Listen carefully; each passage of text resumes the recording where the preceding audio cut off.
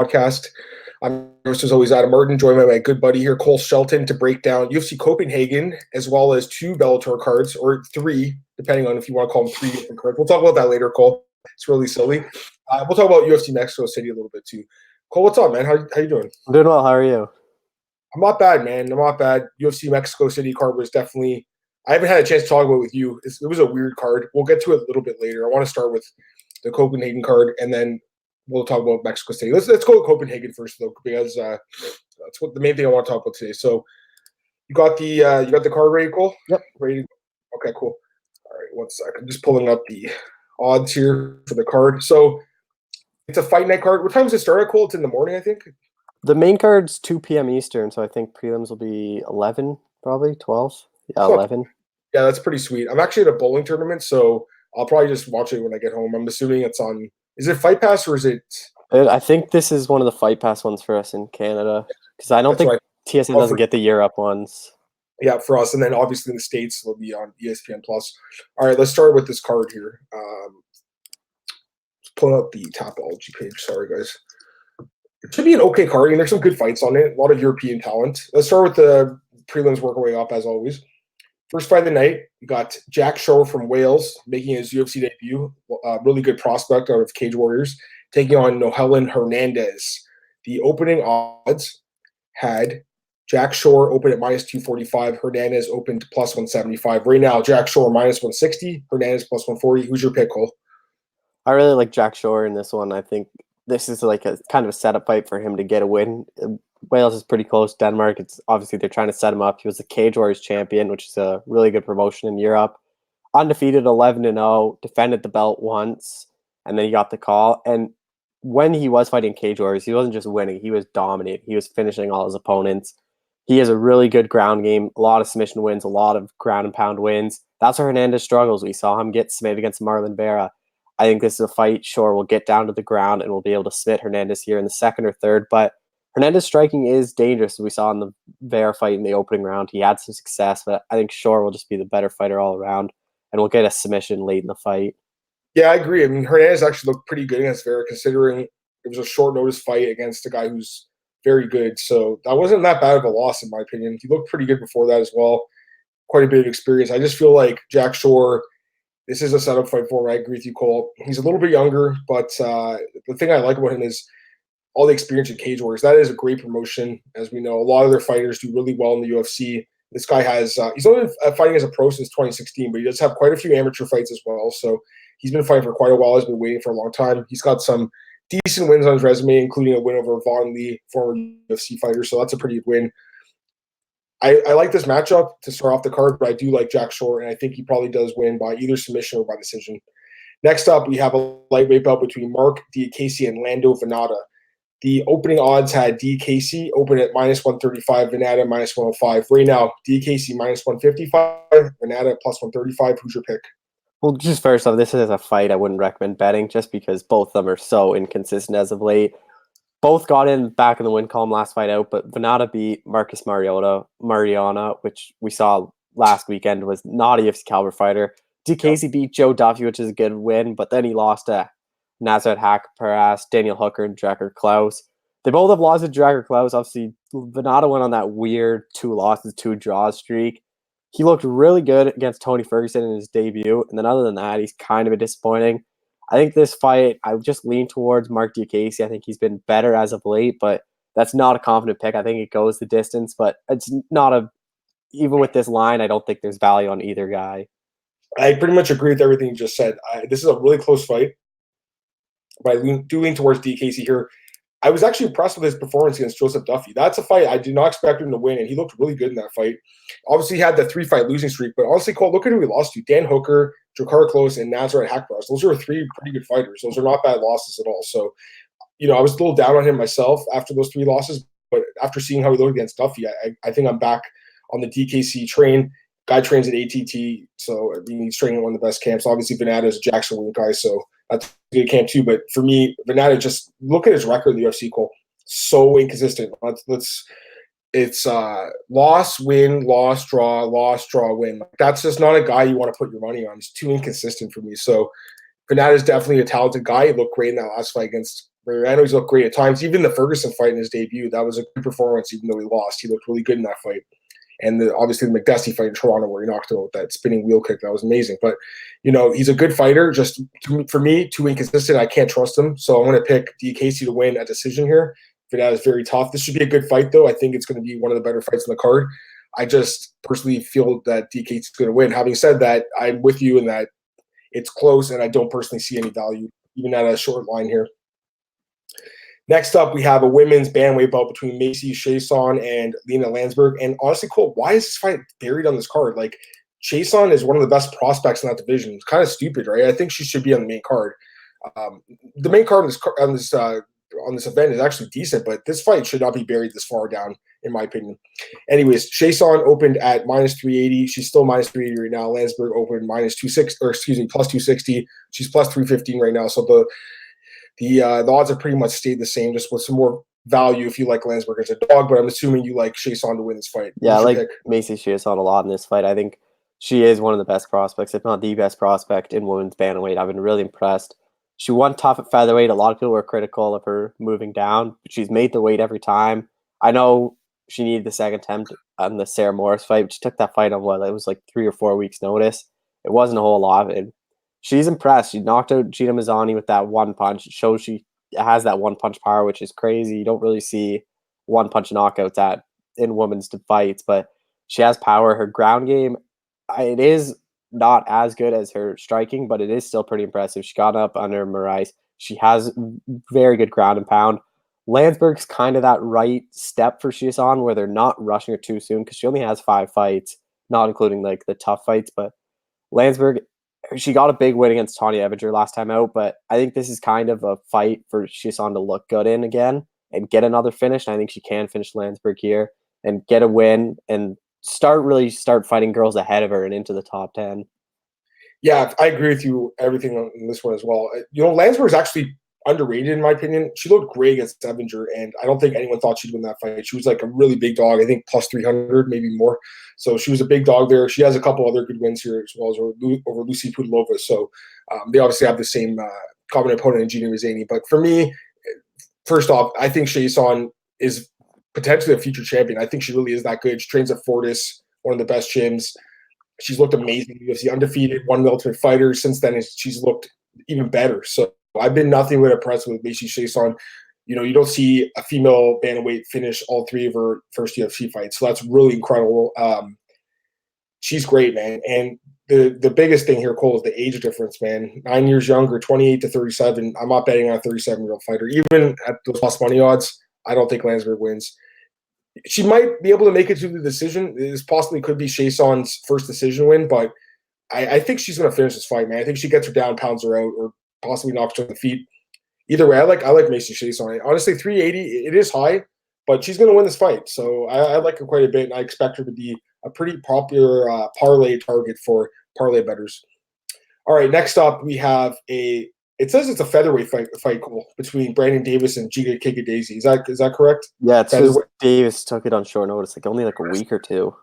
Yeah, it was a pretty short notice booked fight. Opening odds have, pulling it out here, Brandon Davis opened at -180 and Chika Daisy opened at +140. Right now, Davis -135, Chika Daisy +115. Who's your pick? I like Brandon Davis here. The UFC experience, I know he's been lackluster in his last couple of fights. Chikadze obviously has that kickboxing background. But if you look at who Chikadze has fought, he hasn't fought anyone good. Look at their records. 0-1. He beat a guy that's 2-32. That is lost. He fought in the contenders. He's lost to Austin Springer, who's not that good. He fought a guy 0-0, 0-1, 0-13, 1-10, 0-0. He hasn't fought anyone even close to having winning records. Brandon Davis has been in the UFC for a while. He obviously had that huge win over Randy Costa, the submission win. I think this is a fight he takes down to the ground. I think he could easily submit Chikadze. This is another guy that kind of has a padded record and really shouldn't be in the UFC, but I think this is an easy win for Brandon Davis. Yeah, I don't know. I mean, for me, Brandon Davis is just way too inconsistent. I pick this guy and he loses. I don't pick him, he wins. Just not a guy that I personally have a good read on. I have to fade him here. I just have not been impressed with Brandon Davis. I don't know too much about Chikadze. I know that, like you said, he's being accused of a padded record, obviously. and I think that's pretty fair. But he's coming off a couple wins over guys that are terrible. I mean, 0-1 and 2-32. But having said that, man, I just can't pick Brandon Davis, man. So even though this guy has a padded record and hasn't fought anyone good, I'm still going to pick him as a dog. And the odds obviously went down a little bit, so other people kind of have the same feeling as me. They're fading Davis here, and I can't blame them because honestly, the guy's just so inconsistent. He did look okay against King. I got to give him credit for that, but and he's fought pretty good fighters, Cole. But man, I can't trust this guy. He's just way too inconsistent. 10-7 record. That's not the guy I want to personally bet on. So I'll take a shot here in the dark on the underdog. Could be wrong about this one, but I'll take Chicken Daisy. Not a confident pick though. I would not bet on this fight. All right, next up we have a welterweight bout between Siyar Bahadurzada and Ismail Nardiev. The opening odds had Nardiev -170, Bahadurzada +130. Right now, Nardiev -185, Bahadurzada +160. Who's your pick? Yeah, this is a really close fight. I favor just Ismail Nardiev slightly. I know his last fight against Chance Rencounter was not a lot of people expecting him to win. He was like the second biggest favorite. But that win over Michael Pereira still said something. He snapped that huge long winning streak. Bahadurzada hasn't fought since December of last year when he lost to Curtis Millender. Before that, he beat Louis Chagas, Rob Wilkinson, and Brandon Thatch. I don't even think any of them are still in the UFC. Maybe Wilkinson, but I mean, it's just a fight. Again, one I wouldn't bet on. They both had lackluster fights in their last one. Nardiev was really bad. It just here hasn't fought in a while, so I just favored Nardiev, but that's not a confident bet, but I'll pick Nardiev by decision. Yeah, I'm going to pick Nardiev too. For me, the age definitely is something that's in his favor. The guy looked bad against Chance Rencounter, but I feel like Chance Rencounter might be a little bit underrated by a lot of us, including myself. Nardiev is 23 years old, and for me, that win over Prazeres, man, that was so impressive. Coming in as a big underdog on short notice against a guy in Prazeres who's a tank, and he out-wrestled him and just beat him everywhere. So that was a really good performance. The Rencounter fight was not good. I feel like he could bounce back here. The guy has a lot of experience for a young fighter, 21 fights. That's pretty good. He is taking on Bahadurzada here, who's been one of my all-time favorites, to be honest with you, Cole, but he never fights. That's the thing I don't like about him. He's just so inconsistent as fought as his fight schedule. Hasn't fought since December. He actually has been, I guess, a little bit more of a busy schedule lately. He had fought twice last year, but first fight this year, fought once in 2017, once in 2016. Before that was 2013. So this is a guy who rarely fights. When he does fight, he's definitely talented. He has knockout power. He has an underrated ground game. But I just feel like the age difference and the fact that this guy just doesn't fight enough, something that I gotta personally fade. So I'm gonna take Nardiev. Again, it's one of those picks where I could see Bahadurzada actually winning because he is very experienced and very good when he does fight. But just based on those factors like lack of activity, I just have to fade him. So I'm gonna take Nardiev to win a decision in this fight. Next up, we have a middleweight bout between Alessio Di Chirico and Makhmed Meredov. Should be an interesting fight here, Cole.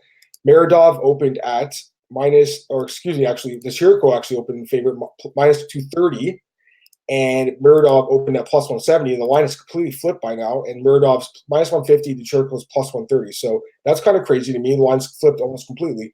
Who do you like, Cole? I like the underdog. Chirico. I think just the UFC experience. Obviously, his last fight was Kevin Holland. He had the loss, which was disappointing. I think he easily could have won that fight. But before that, he has that win over Julian Marquez, which I think says a lot. Nardiev, he has some good wins on his record out in the regional scenes, but it's just a UFC debut. You never know how you're going to look in the octagon. Chirico, I think he's going to have that edge, like that chip on his shoulder, because I think he knew he could have won that last fight and didn't. So I think he'll win by decision, but it's not a common bet. It's a super close fight, but I am surprised the odds have flipped to have Chirico as the underdog. Yeah, the odds are crazy for this fight. Miradov's interesting because he's managed by the same stable that Floyd Mayweather is in. So that's kind of interesting. I think he's the lone guy from that stable in MMA or even in UFC. So that's interesting. Maybe this guy's good, man. Maybe we don't really know that much about him. Obviously, he's from Czech Republic. He hasn't fought too many notable opponents. He does have a win in his last fight over Wendell Oliveira, who did fight the UFC. So that's not a bad win. He's fought 4 times this year, Cole, and he's won all those fights. So that's pretty impressive, man, in my opinion. Obviously, his level of competition has been, not great because he hasn't been in the UFC, but it's not bad. I mean, Alberto Uda is another guy who fought in the UFC. He knocked him out too, and Oliveira. So those are 2 UFC caliber guys or former UFC caliber fighters that he finished. The guy's on a nice win streak here. He's on a 10-fight win streak. That's impressive, man. I mean, again, not great opposition, but not that bad. Look at their records, not that bad. So to me, this guy actually could be something decent. He's 29 years old. The Chirico, of course, has the experience in the UFC, and he's looked really good at times. Like the Oluwa Bambos fight, he looked amazing in that fight. Marquez fight was a decent win for him as well, but the last fight against Holland, definitely disappointing. Guy's a little inconsistent in the UFC. He's a good fighter, don't get me wrong. This is a close fight too. I feel like this fight can go either way, but I'm going to lean towards Miradov just a slight bit. I just think that this guy could be pretty good. I mean, we'll see. We'll see. This is definitely a step up, though, from Oliveira and Uda, but we'll see. I think he does win. I'm surprised the odds flipped as much as they did. I think it's closer to like a pick'em fight, personally. It was booked on short notice as well, but I'm going to lean towards Miradov slightly. And if I'm not mistaken, this guy might be the only fighter in UFC from Uzbekistan ever. So that's kind of interesting. All right, next up we have this is the last prelim bout. It's a middleweight bout between Alan Amadovsky and John Phillips. The opening odds had Amadovsky open at -190, Phillips +150. Right now, the odds are much tighter. Amadovsky -120, Phillips +100. Who's your pick, Cole? I like Alan Amadovsky in this one. I'm surprised John Phillips is still in the UFC. He's 0-3. He has the loss to Marshman, and then he was submitted by Kevin Holland and Charles Bird. Amadovsky's last loss and his only loss was to Krzysztof Jotko, which is not a bad loss now. Jotko is a top 15 middleweight. That was his UFC debut. He showed some success in that fight, and I just think, but the problem is where Phillips loses is when he gets submitted, but Amadovsky's game is the striking, so I think this will be a striking contest. I just think Amadovsky's striking is a bit better than Phillips. It's going to be a close fight, but I think Amadovsky wins this one, and this will be Phillips' last UFC fight. Yeah, Phillips definitely someone you got to fade here. The guy's just hasn't looked good in the UFC, but Amadovsky, I mean, okay, first off, the fight was against Jotko. That's a tough debut against anyone. He got wrestled in that fight, but you know, his level of competition before that was not great either. So you got to keep that in mind here. John Phillips is definitely more experienced. He's fought better competition, but he is a little bit older. He hasn't looked in the UFC, although I did think he beat Jack Marshman. I think a lot of us did. He has knockout power. He has the experience. He has a few advantages here, but I don't know. I haven't been impressed with him. 0-3 record. Also, that gym, SBG, the fighters have not performed well lately. I don't know what's going on there. I don't know. They haven't been winning fights. I'm going to take Amadovsky here to win decision. Maybe knockout. Probably decision, though. Not a confident pick, though, because I personally don't think this guy's great either. All right, next up, we have the main card. And I like this fight a lot, actually. Welterweight bout between Alex Cowboy Oliveira and Nicholas Dalby opening up the main card. The opening odds had Oliveira -185, Dalby +145. Right now, Oliveira -155, Dalby +135. Who's your pick, Cole? This to me is going to be the fight of the night. This will be a great fight. This will be a primarily striking fight. The problem with Oliveira is when he gets taken down, like against Gunnar Nelson, that's where he struggles. But I don't think Dalby's going to shoot for a takedown. And if it stays standing, I favor Cowboy striking better. I think he has the better knockout power. I know it's good to see Dalby back in the UFC. I don't think he should have been cut to begin with, but I think it goes the distance. I don't think either one will be able to finish him. I think it's going to be a really exciting fight, but I think Oliveira is going to edge out a decision just based off his striking, his power, his reach, and all that. This is a great fight, and I'm with you. It could be fight of the night. Great matchup here. Dalby, nice to see him back in the UFC. This guy had a brutal run, man. He beats Elijah Zaleski dos Santos by a split decision. Then he has a draw with Darren Till, and then he loses to Zach Cummings and Peter Sabata, and he gets cut. So that was kind of a tough run. I mean, the Sabata lost that one. He probably should have won, but Cummings is not a bad fighter. Till obviously is really good, and so is Zaleski. So that's not a bad little run there. He had the loss to Carlo Pedersen Jr., and then he bounced back with 3 straight wins, and then a no contest in his last fight, which went viral because there was blood all over the cage, and the fighters couldn't even stand up straight without them slipping. So the referee, Mark Goddard, stopped the fight. But either way, he still got signed to the UFC, fighting in Denmark, and I think that should help him here. I think fighting at home is going to help Nicholas Dalby. I think he's going to be motivated, pumped, ready to go for this fight. Oliveira is definitely a good fighter. I have a lot of respect for him. He's a great fighter. He's looked amazing at times. A little inconsistent, though, coming off a couple straight losses. I wasn't too impressed with him in the Mike Perry fight. I think that's a fight he could have won personally, and I just feel like he didn't pull the trigger in that one. And if that happens here against Dalby, he could be in trouble. No doubt about it. He's got finishing prowess. He can finish on the ground, on the feet. So this is going to be an interesting fight, Cole. Someone could get finished here. Someone could win a decision. I'm not 100% sure how it happens, but I do favor Dalby a little bit. I just feel like he could be a little bit busier and a little bit more well-rounded in this fight and win a decision. So I'll pick Nicholas Dalby. He is an underdog right now. He is +135, so I'll take the dog there. All right, next up, light heavyweight bout between Michael Oleksiak and OSP. Open St. Peru. Oleksiak open minus 210. OSP open plus 160 right now. Oleksiak minus 230. OSP plus 190. Who's your pick?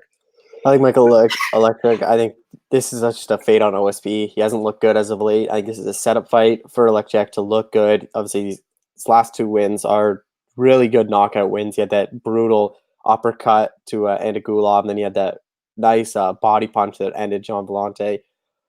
OSP's just been submitted by Nikita Krylov. He lost by decision to Dominic Reyes in a fight. A lot of people thought he got knocked out at the buzzer, but I think this is just a fight for Oleksiak to get into the rankings and look good doing so. I don't know if he'll be able to knock out OSP. We haven't seen OSP been knocked out in quite a while, but I think there is a chance he could TKO him late in the second or third, but I think Oleksiak wins this fight. There's no doubt this is a step up for Oleksiak, and OSP is a guy who has a ton of experience. He has some really good wins in his career. Corey Anderson by head kick, Shogun Hua by knockout, Krylov by submission. So he has great wins, but man, he's just been really inconsistent lately. He just hasn't looked good, Cole. The Krylov fight, come on, he should have won that fight. He won in the first round, then he gets submitted by Krylov in a fight that he had won the first one. And the Reyes fight, he got dominated. The Latifi fight got dominated. I just think you're right. You have to fade him here. 36 now, all the decline in his career. Oleksiak, only 24 years old, Cole. He's looked great in the UFC. Really, he's 3-0. I mean, the clear entry fight he won, he tested positive for a banned substance, but he won that fight pretty cleanly too. And then obviously the knockout wins over Vellante Antigulov. I like Oleksiak, man. I think he finishes OSP. Give me Michael Oleksiak by knockout. I wonder if there's a prop on that. Oleksiak inside the distance, minus 135. So you have to lay juice on it. Maybe just go with him straight here. But yeah, I do like Oleksiak. I think he wins this fight.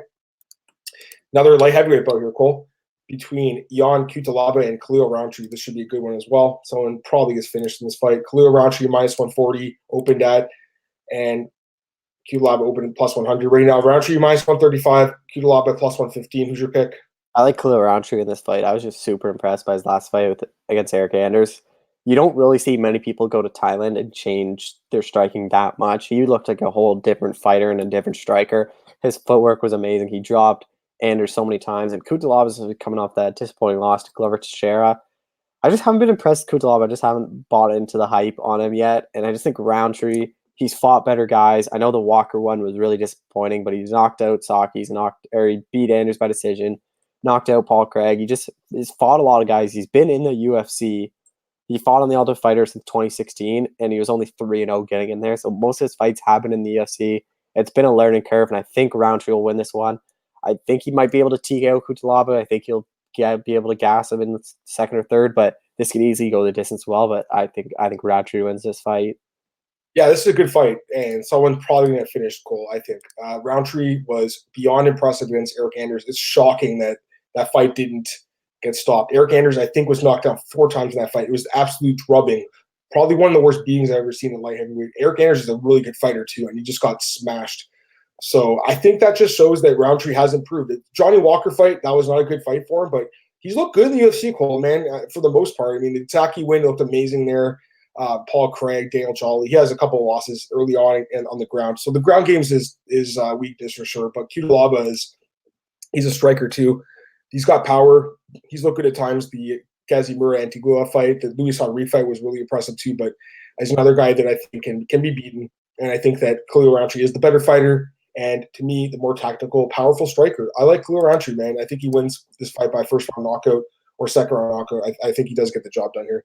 All right, next up, we have a welterweight bout between Gunnar Nelson and Gilbert Burns. I really don't know why this isn't the co-main event. Very, very surprising decision here for this to be third on the main card when it should be the co-main event. We'll talk about that in a second here. But Gunnar Nelson opened at minus 130. Burns opened minus 110. Right now, the odds have flipped somewhat. Burns minus 145. Nelson plus 125. Who's your pick, man? I actually like Gilbert Burns getting another short notice welterweight win here. I think Gunnar Nelson, his best attribute is his jiu-jitsu and his takedowns. I don't think he'll be able to take down Gilbert Burns. Gilbert Burns is one of the best jiu-jitsu practitioners in the UFC. Same with Gunnar Nelson. And normally when you have 2 jiu-jitsu fighters, it stays standing. And I think Gilbert Burns' striking is much better than Gunnar Nelson's. I think he has the power to knock Nelson out or really hurt him. He's really impressed in his striking as of late. The Kuchenko win showed a lot. He's obviously a lot of his wins are come by the takedown, which I don't think he will have to do at this fight. I think he'll just keep it standing, keep the distance, and really pick apart Gunnar Nelson and win a decision win here. Yeah, this is a good fight. Obviously, Burns did take it on short notice, so you got to keep that in mind. But still, man, he looked amazing in that Kunchenko fight, which he took on short notice. I've been beyond impressed with the man lately. I wasn't sure about the move to welterweight. It looks like it was a good move. He looked great against Kunchenko, who was an undefeated guy, and I thought Kunchenko would definitely win that fight, and Burns pretty much dominated him. So that was a great performance. He's actually won, I think, 5 of his last 6 fights. Looked incredible. Yeah, he's won 5 of his last 6. The loss to Dan Hooker, obviously, that wasn't a great performance by any means, getting knocked away Hooker, but Hooker's really good, so that's not that bad of a loss, really, in hindsight. This guy he's solid, man. We've always heard about his ground game, and it's always been good, but Cole, his striking's really improved, and I like that about him. Don't get me wrong, Nelson's talented too. His ground game obviously is amazing. If this fight goes to the ground, it's going to be a dream matchup, but I think it's going to take place in the feet. I feel like both guys are just going to keep it standing. Gunnar Nelson has good striking, has that karate background. It's an interesting striking style for sure, but he has been knocked out. He hasn't beaten to the punch, and I feel like this fight might play out like the Leon Edwards fight, where Leon Edwards just outworked Gunnar Nelson, and Gunnar Nelson got a little bit tired. I like Gilbert Burns, man. I think he wins this fight. I think he wins by decision. So that's my pick. The prop on that is Burns by decision plus 170. So I think – you think there's some value there, Cole? Burns by decision? Yeah, I think there is. I don't think he'll be able to finish Gunnar Nelson. Yeah, I think if he does, it's going to be by knockout. I don't see him – there's no way either of these guys submits each other. I just don't see that happening. You could see him getting knocked out, but Nelson has been very durable. One loss to Ponzinibbio by knockout, otherwise decisions. So maybe take a look at that prop here, guys. Burns by decision. But either way, I like Burns to win this fight. All right, co-main event time. And again, I don't know why this is a co-main event. I know Marco Madsen is a popular fighter. He's an Olympic athlete, but really against Daniel Bellaruardo, that's the co-main event. That's very, very surprising. When you have fights like Oliveira and Dalby, who's from Denmark, that could have been the co-main event, or Nelson Burns. So very, very weird decision here. Don't agree with it. Anyways, let's talk about Marco Madsen, Olympic athlete. The guy's wrestling is very highly touted. 35 years old, though, so he's a little bit older. Undefeated in MMA, 8-0. He's fought a very low-level competition over in Denmark. Having said that, Cole, Danielo Bellaruardo, he's a little bit younger. He's 25, so that's an advantage. But, man, this guy is just not really UFC caliber, in my opinion. Didn't look good at all against Joel Alvarez. Gets finished by that guy. I think that was Alvarez's first career win by TKO, too, or maybe a second. But either way, that was not a good performance there in his debut. Marco Madsen wins this fight, Cole. I mean, the odds are crazy. Sorry, I didn't even mention the odds, guys. I apologize. Marco Madsen opened minus 400. Right now, he's minus 600. Bellaruardo opened plus 180. Right now, he's plus 450. I apologize for not mentioning those odds earlier, but as we all know, this is going to be a blowout fight. So my pick's Madsen by decision. Who's your pick, Cole? Or maybe by TKO, actually. What's your pick, Cole? Just don't bet on this fight. It's Madsen's UFC debut. His wrestling, he's just going to take Bellaruardo down. Might TKO him, might submit him, but I mean, there's a chance maybe Bellaruardo can stuff the takedowns, and then what? We've never seen Madsen striking, but I doubt he will be able to. I just think this is a showcase fight for Madsen in Denmark to just get a win. He's just going to outgrind him. I think this goes the distance, probably just him wrestling and holding down Bellaruardo. Yeah, to be honest, the more I look at it now, I think he probably does win by TKO on the ground, but it could definitely be just a wrestle fuck decision. He's going to win, though. Marco Madsen will win, but minus 600 is – it's hard to see value there in a guy making his debut. At the same time, though, I just don't see the value in Bellaruardo as a dog. Were you going to say something, Cole? Sorry. No. Were you going to say something? Okay. All right. Main event time now. Jack Hermansson versus Jared Cannonier. Really good middleweight fight, 5 rounds or less. Jack Hermansson opened minus 210. Cannonier opened plus 160. Right now we have Hermansson minus 235. Cannonier plus 195. Who's your pick in the main event of UFC Copenhagen? I think the odds are high on this one. I think this should be a lot lower. I am picking Hermansson to win, but I think this is a really close fight. I think Cannonier can easily knock out Jack Hermansson. I think this could be very similar to what Hermansson versus Thiago Santos was, where Hermansson stayed on the feet and Santos hurt him, dropped him, and then finished him on the ground. I think Cannonier has that knockout power where he could do that to Hermansson. But it's just Hermansson's takedown is jiu-jitsu. I think that's going to be the key. I think we saw Cannonier get taken down by David Branch, which I think Hermansson has better wrestling. And I think there's a chance you see Hermansson submit Cannonier. But the thing is, with the Branch Cannonier fight, Cannonier just uses pure strength to get up underneath David Branch. And if he can do that against Jack Hermansson and this stays standing, I'd have favored Cannonier striking way more than Hermansson. But I'd pick Jack Hermansson to win this. But again, I think all the value is on Jared Cannonier here. I like Jack Hermansson quite a bit here, man. This guy is just beyond impressive. The fight against Souza was an incredible performance, like a real star-making performance. Pretty much dominated Jacare Souza. It was amazing, and he took it on short notice too, which was incredible. So this guy has looked amazing lately. 4 straight wins. Overall record, the UFC is 7-2. He has losses to Santos and Ferrer, obviously not great losses, but otherwise, man, he's looked amazing. Wins over David Branch, Gerald Mearshart, Talis Ladies. This win streak he's had is really eye-opening. I mean, this guy, I think he's one of the best middleweights in the world. We'll see. I mean, Cannonier's not going to be an easy fight. Cannonier, I saw his last fight was there when he hurt Anderson Silva. That was a devastating kick. He knocked out Branch, but he has lost a couple fights, Cole, in different weight classes. Middleweight is his weight class. He's looked really good at middleweight, but don't forget the guy that was a heavyweight and light heavyweight that was very consistent. I like Jack Hermansson, man. I think he wins this fight. I think he dominates this fight personally. Either stops him or wins the decision. I don't know how he wins. 5 rounds, I kind of favor some sort of finish. That would be minus 140 for inside the distance. But either way, I like Hermansson personally. I think he dominates this fight, man. I think he really is one of the best middleweights in the world. Gets the job done and moves on to bigger and better things. So that's it for UFC Copenhagen. Very solid card. Like Cole mentioned earlier, the card starts in the early morning on Saturday, so it should be a good one.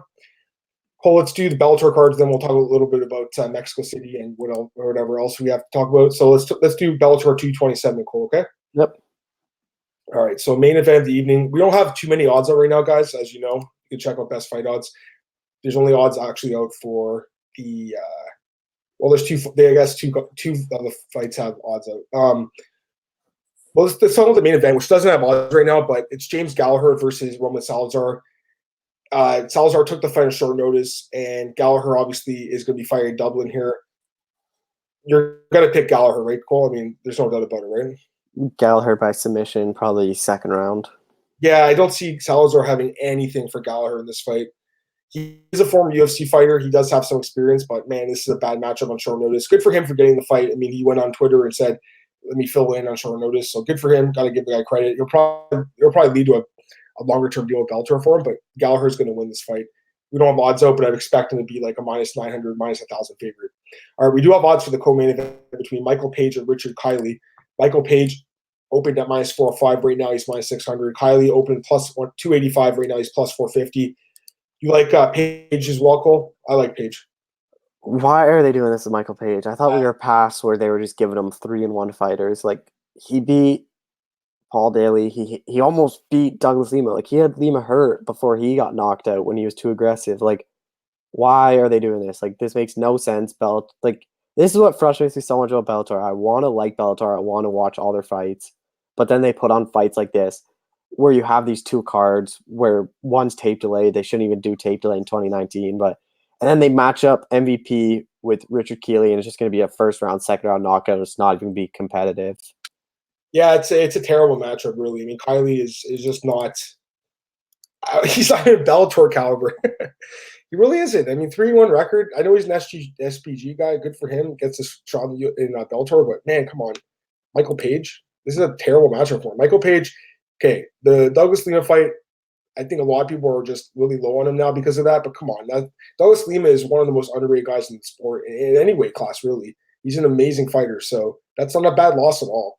And before that, this guy looked absolutely unstoppable in Bellator, was getting continued rise in competition. The Paul Daly fight was definitely a closer fight, but for the most part, he's looked great, man. He's got obviously great striking and decent grappling, I would say. Decent, not great, but decent. It's improving a little bit. He's going to win this fight. Does he win by decision or by stoppage? I think he wins by stoppage. Give me Michael Page first round knockout. Another fight we have with odds, Miles Jury against Benson Henderson. Benson Henderson opened at minus 230. Right now, he's minus 260. Jury opened plus 170. Right now, he's plus 220. Who's your pick in this one, Cole? It's kind of an interesting fight. Yeah, this is actually probably the best fight on this double card they're doing, but I like Benson Henderson. His past couple fights, I've been more impressed. I've started to fade him off, and then this last couple brought me around that he's not done. Miles during his Bellator debut, he's always has something to prove. He's getting a big step up, and Benson Henderson to win here puts him right near, and it's like the Bellator lightweight title shot. I think Benson Henderson's win by decision, but it's a really close, interesting fight. Yeah, it's a good matchup for sure. I mean, a lot of people obviously think that both these guys are at the downside of their career because they're in Bellator now, but I'm not 100% sure about that. Benson's looked pretty good lately. The Piccolotti win, Sadawada, and Roger Herter. Not great fighters, Cole, but decent guys.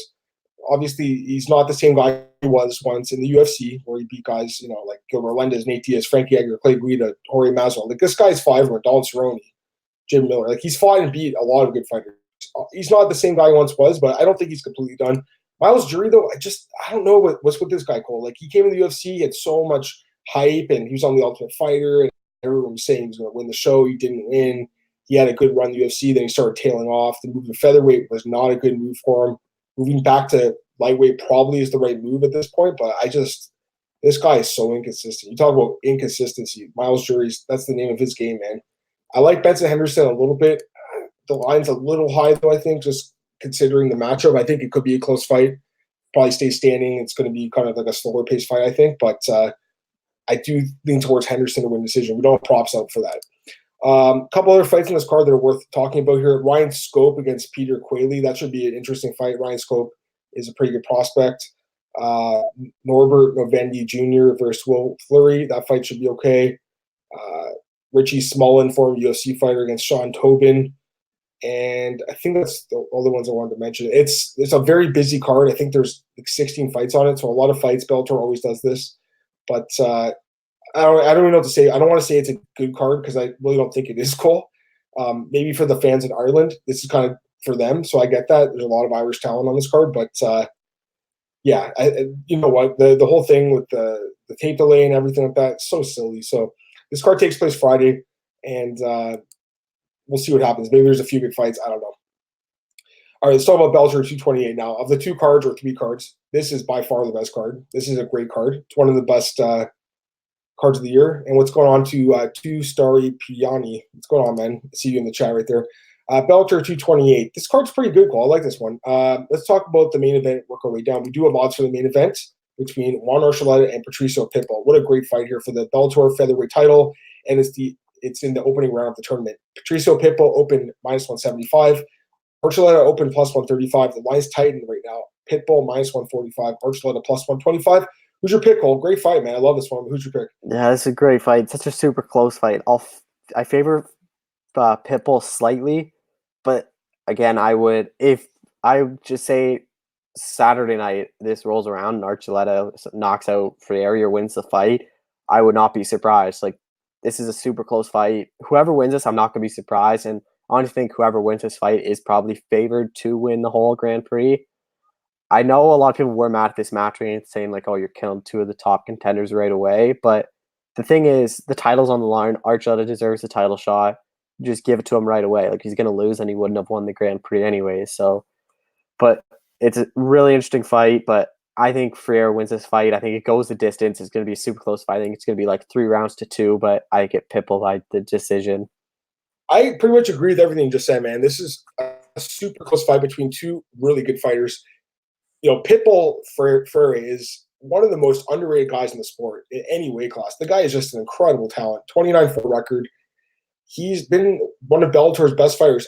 I think when he beat Michael Chandler earlier this year, I think that kind of showed that he's the best fighter ever from Bellator, the best homegrown talent. Michael Chandler's up there too, but Pitbull is so good, so underrated. Cole, he's just so well-rounded. His striking, his grounding, his wrestling, his cardio, his chin. The guy is a fantastic talent. So I like him quite a bit, man. He's a great champion and obviously a 2-division champion in Bellator. He's not defending his lightweight belt here. He's defending the featherweight title, but a rare 2-division champion Bellator.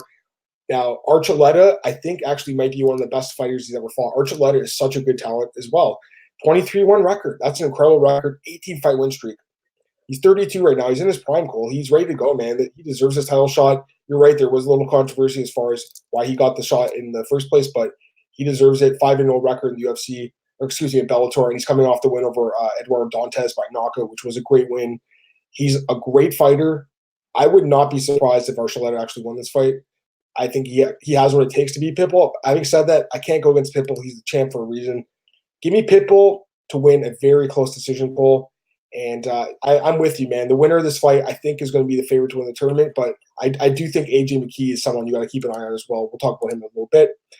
Next up, we have a co-main event fight between Gegard Mousasi and Lyoto Machida. This is a rematch between the two. They fought back in Brazil in the UFC with Machida winning a decision and Mousasi accusing him of greasing. Right now we have, Mousasi opened minus 185, and right now he's minus 300. Machida opened plus 145, right now he's plus 240. Who's your pick, Cole?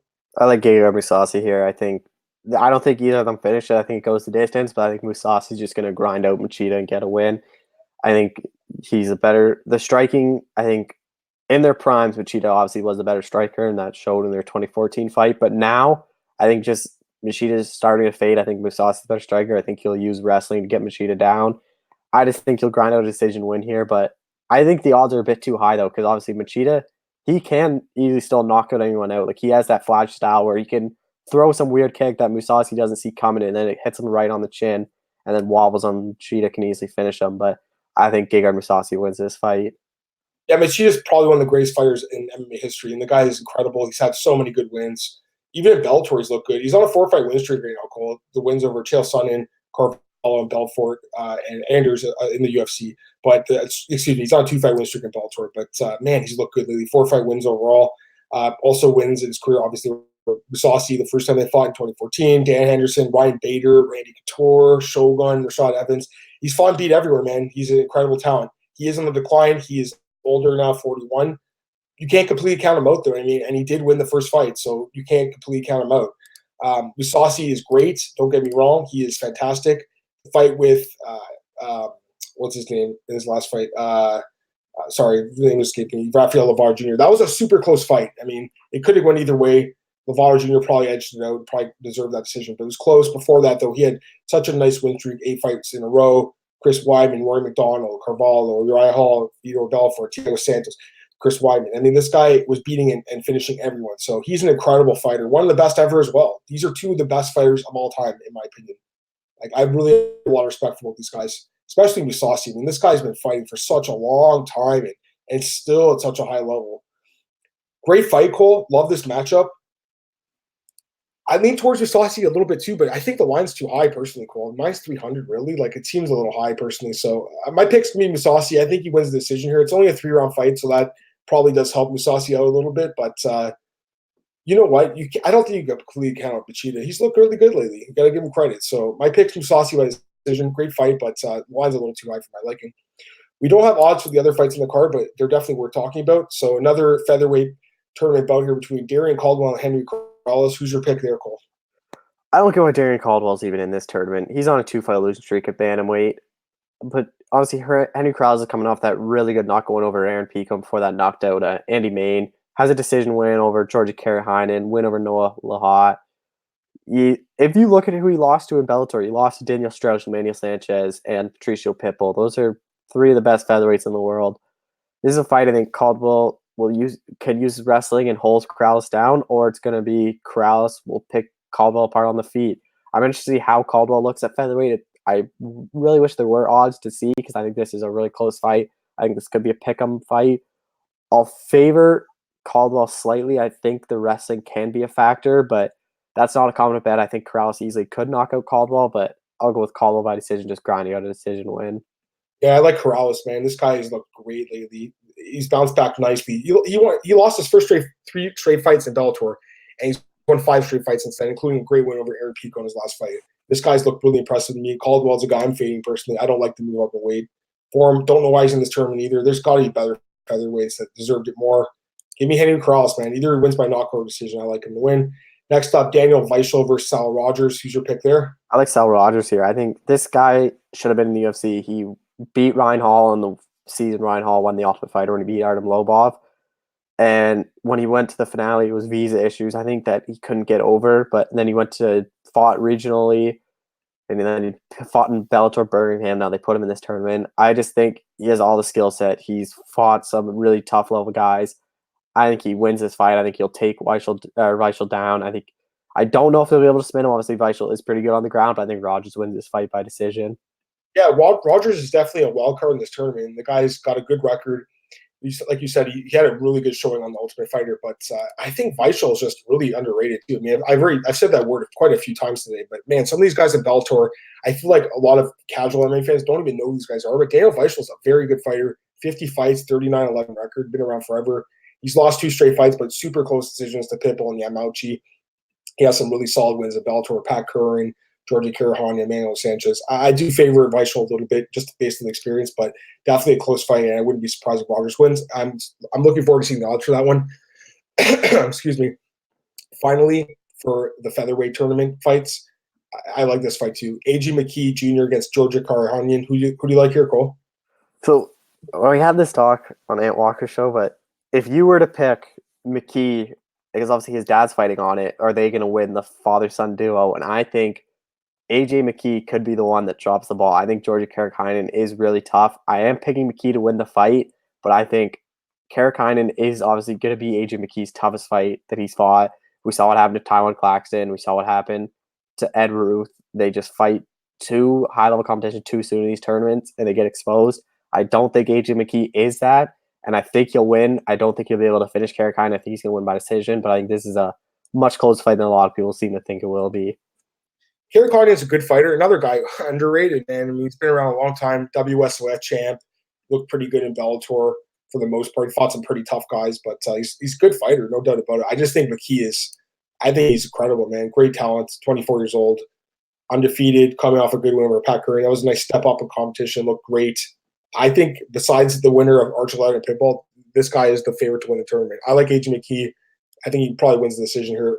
Like you said, Karakinen is super tough.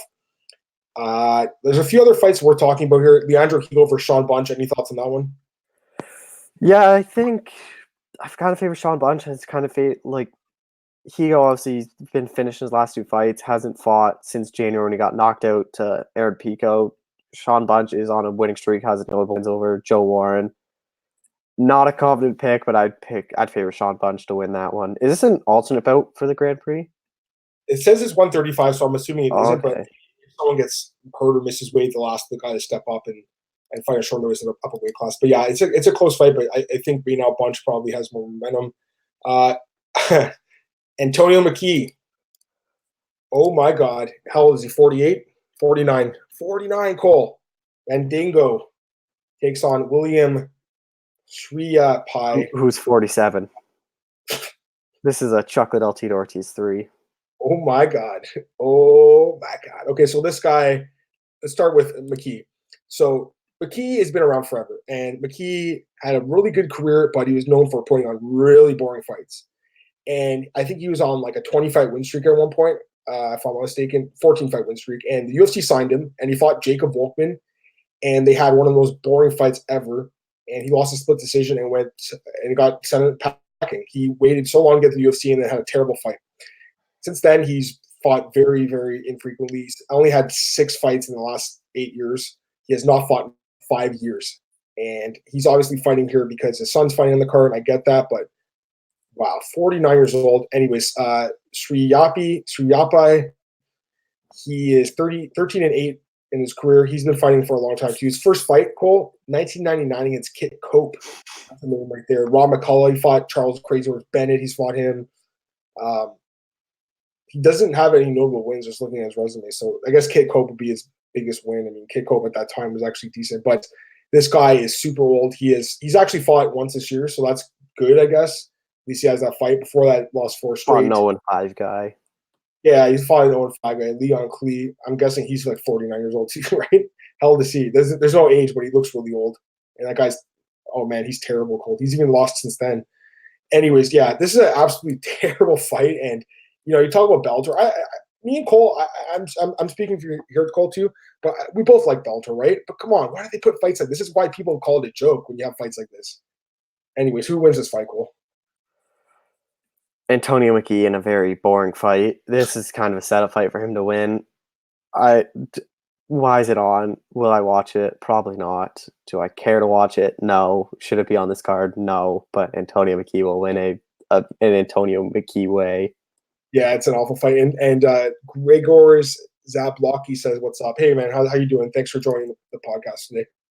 How about this fight? AJ Agazarm against Jonathan Carreras. This Agazarm guy has got to be one of the most overrated guys in Bellator right now, right? Yeah, he's one of Diaz's guys, and he's just really good at jiu-jitsu. And then in his first fight, he lost to Jesse Roberts, who has kind of exposed him that, man, his striking's not good. His next fight, he fought an 0-1 guy when he was 0-1 and submitted him. Do you know what's funny about this? AJ Arm's a middleweight or a lightweight. This Jonathan Quiroz has been fighting at bantamweight and just recently moved up to featherweight. So they found him a guy that's going to be probably like 15 pounds lighter than him when they step in there. And that's a huge advantage for Agazarm and his jiu-jitsu. I guess I'll go Agazarm by submission just because I think that they're just trying to pad his record. But man, if odds come out on this fight and he's super high, I think you kind of have to bet on Quiroz just because there's value. But he is super overrated for what he's shown in the Bellator cage. That guy does have a win, Quiroz. He has a win over Ryan Lilly. That's a pretty good prospect. That's not a bad win at all. So at least he has that going for him. But yeah, I mean, wow. Another fight that probably shouldn't be happening. Just looking through, I mean, there's a few other notable names, I guess, on the card, but nothing that I really want to spend my time talking about. So definitely a good top of the card, but some of those prelims are very weak. It's a California card, though. You got a lot of local California talent on the card. I say talent with quotation marks. A lot of older guys like that 49 versus 47-year-old fight. Wow. All right, so that's it for the Bellator preview. Let's talk about UFC Mexico City briefly, Cole. I've already talked about it on my own podcast yesterday, so I don't want to spend too much time on it. I'll just ask you a few questions. First off, Rodriguez-Stevens, okay. Rematch? I mean, you have to, right? Yeah, I think coming out of that Boston card in a couple of weeks, they lost Cater's a beat. That makes sense. If Stevens can't go then, maybe you do like the card after MSG. What's going to be after that? Maybe you do if they're in Moscow. So yeah, I think you throw it on MSG or you throw it on Vegas. I think you back those cards even more. Put it as the main event of the prelims. I mean, it's not 5 rounds. It's unfortunate, but you got to book these guys quick, man. I mean, they're both in great shape. They've got to go. And the other question I would have is, you're not one of those douchebags who thinks Jeremy Stevens was faking his injury, right? No, those guys can shut up and stop talking. Like Jeremy Stevens, there are multiple reasons why he did not fake this. He spent $30,000 on his training camp, 6 weeks in Mexico, away from his family, away from his wife, away from everyone he knows. He knew no one over there. He went to a random camp in Mexico and spent 6 weeks of his life away from everything. You think someone that faked an injury would spend $30,000 and 6 weeks away from their family just to do that? No. And the thing is, he couldn't open his eye. What do you want him to do? Like, his eye was completely shut. It's not even like where it says his eye was open and he just said he can't see. Obviously, then there's questions like, oh, maybe he can see and he's just lying, but his eye couldn't open. Like, come on. Yeah, there's been 3 eye poke stoppages in the last 3 weeks. You got Chia Konglo, Brian Bader, Todd Duffy, and Jeff Hughes, and Stevens, and Yair. Now, to me, the difference with those fights is those fights, like, we saw those fights go on for a few minutes at least. This fight just started. Like, there's no reason why he would have wanted to go to the fight. So anyone who said that just really is a stupid idiot, in my opinion. Yeah, he didn't fake the injury. He couldn't open his eye. The doctor tried to open it. Herb Dean tried to open it. It wouldn't open. It's unfortunate. I think he did scratch it and had a bruise. It's going to be okay, Cole. But, for me, I'm a huge Yair Rodriguez fan, Cole. I feel like he really represented himself poorly in this fight after the fight. The whole thing with Bisping, where Bisping like grabbed his shoulder to like do the interview, and he like whipped his arm around and looked so angry, and then jumping on top of the cage and kind of like freaking out, and then later on accusing Stevens, and then going back on and saying that he gave him the benefit of the doubt. I'm a big Yair Rodriguez fan, but do you agree with me in that he represented himself really poorly after this fight?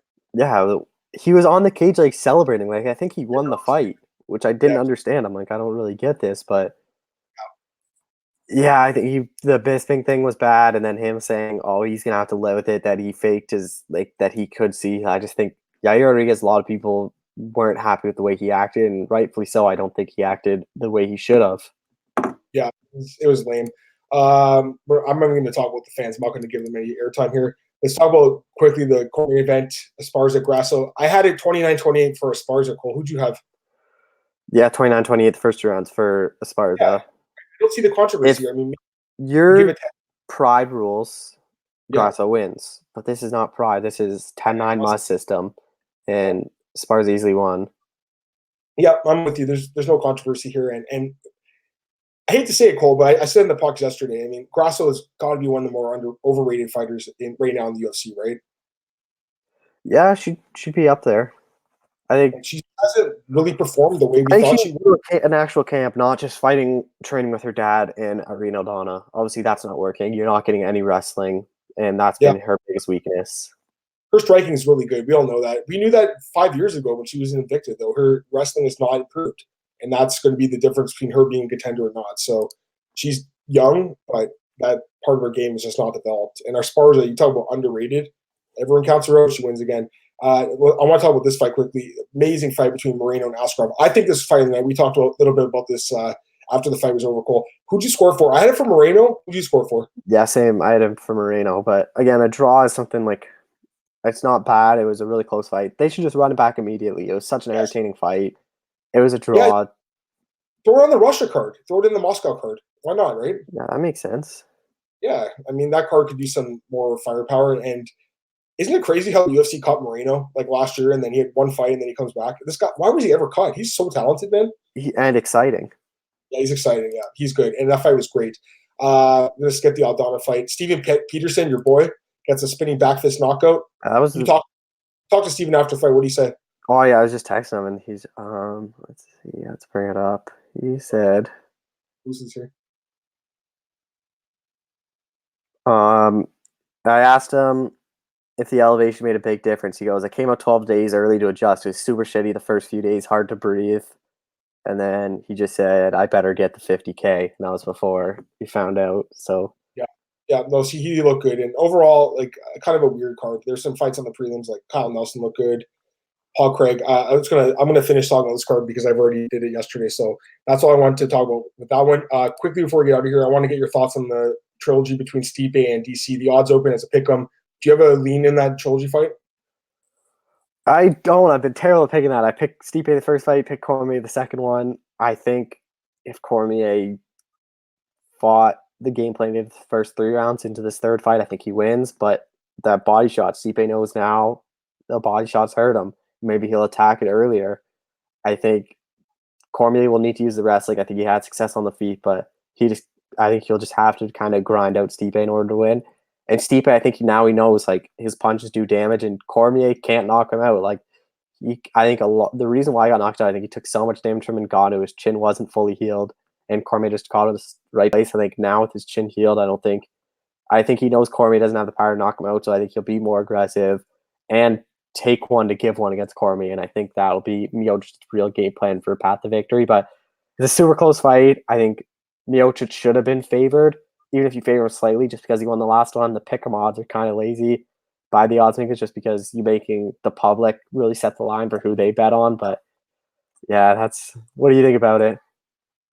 I mean, it's a great fight. I really have no idea. I feel like pick'em it's always lazy, I think, when they do a pick'em line, but in this case, it actually might be okay because you saw the first fight, DC wins by knockout as a dog, and then rematch, Stipe wins by knockout as a dog. I don't know. Really quick here, Cole. Max Holloway, Volkanovski, any lean in that one quickly? I'd have to favor Max Holloway, but again, Volkanovski's a real live dog in that one. Volkanovski is super good. He's really good, super impressive. But I think Holloway's pace, Volkanovski has a really good pace, so it's going to be really interesting to see who's the one that pushes the pace more, because I think that's going to be the one that's going to win the fight.